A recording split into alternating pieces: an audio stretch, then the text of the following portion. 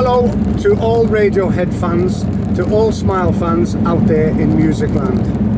My name's Paul McCarthy, and back in 1990 I became friends with Ed O'Brien, and then a few weeks later became absolute inseparable friends with Mr. Tom York.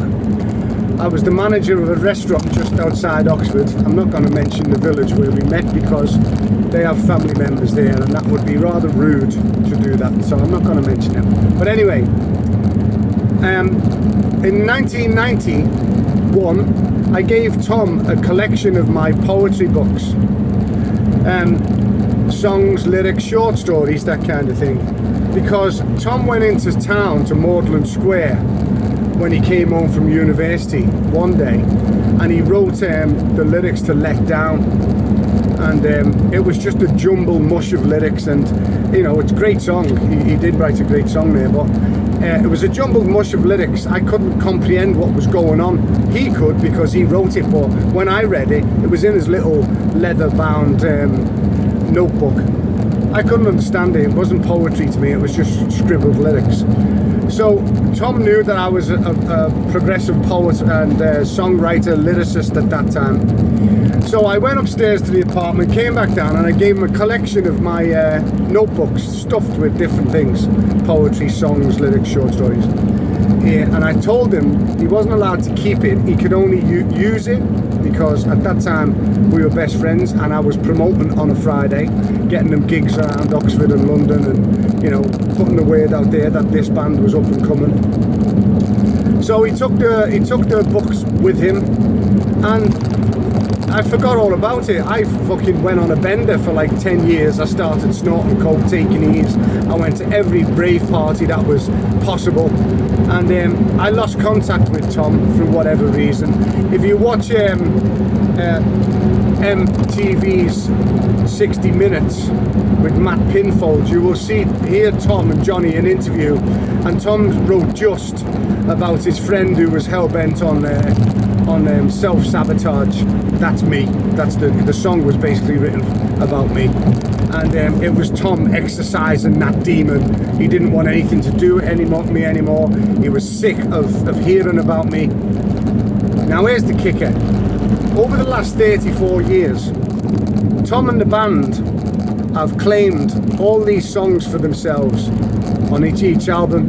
All songs written, recorded by Radiohead. This is, you know, it says it on most albums. All songs by Radiohead. Now, Myxomatosis, Subterranean Homesick Alien. That was my story, not Tom's. High and Dry. I wrote the lyrics to High and Dry the day, on a Friday, the previous name of Radiohead, the day that we had the official photo shoot at the hotel restaurant where I was working. And what else have we got? Street Spirit, Fade Out. I wrote a selection of poetic stanzas about my hometown of Skelmersdale, and the lyric Fade In, Fade Out, Street Spirit, Fade Out, the lyric where he sings fade out again, it wasn't even a lyric, it was a reminder to myself that at the end of each stanza I was to repeat the last line: everything will fall into position, everything will fall into position, everything into position, everything into position, quietly, just like an old record would.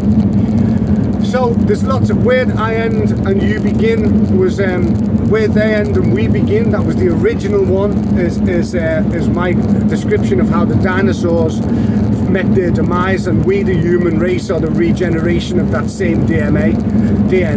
So all these songs, there's lots more, but I'm not going to go into it now. I'm just going to tell you what my plan is. Since the Smile Band got to Europe, I've been following them from Brussels up to the AFAS Stadium. Now they're on the way to Hamburg, which I'm going to follow them there too. And I'm going to place a tracker on the tour bus. Maybe two, I don't know, maybe two or one. I'm going to place a tracker on the tour bus, and I'm going to follow them all over Europe. And during the schedule, when they take a day off, they're going to be in that town or city or hotel hopefully they'll go to a restaurant or something, and I'll be there waiting, and I'm going to confront Tom or Johnny, but whoever I get hold of first, and I'm going to confront them and tell them that I want my poetry books back, and I'm going to point out all the songs that they've used and never credited me for. They've never given me any money, not that I asked for money, I gave them to him as a friend, and I told him he could use them, but 1 second of credit would have been enough. Now, I wrote my memoirs back in 2016 while I was in prison, and I sent a copy of the memoirs to Tom's father and said, if Tom has anything to say, now's his chance to say it, because I'm going to publish this when I get out. Sure enough, I published it, but I wasn't happy with the contract that I signed. I signed it without really, I should have consulted a contract specialist. So I didn't do any promotion work. I didn't try and push the book. The editing wasn't good. So I waited for a few years until the contract was over. Now it's over.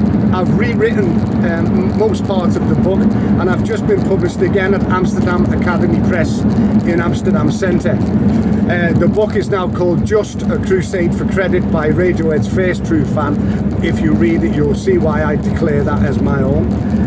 So anyway, my plan is Hamburg, trackers on the tour bus, find them, confront them. Let's see if I can do it.